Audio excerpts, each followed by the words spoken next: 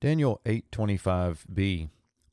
Ve'al sarim yamod, uve'efes yad yishaver.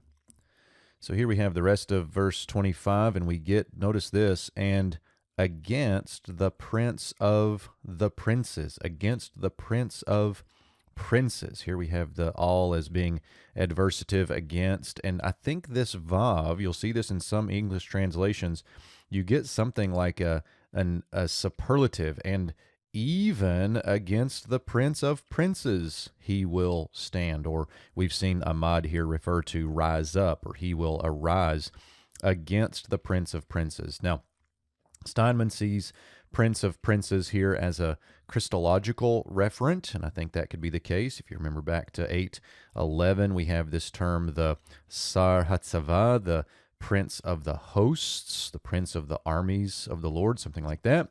But here we get the prince of the princes.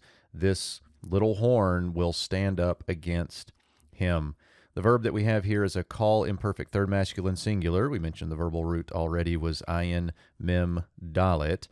And it just means in this case he will stand against, or he will rise against this prince of princes.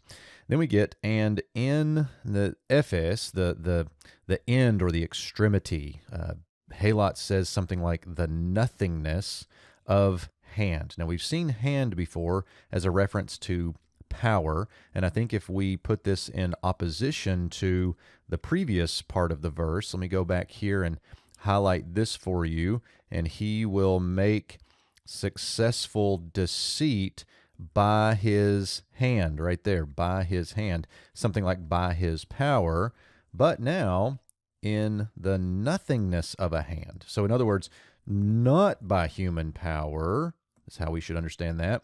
He will be broken, or it will be broken. Here we have a nifal, imperfect third masculine singular, verbal root shin beit reish, and notice the passive idea as we translate this. He will be broken.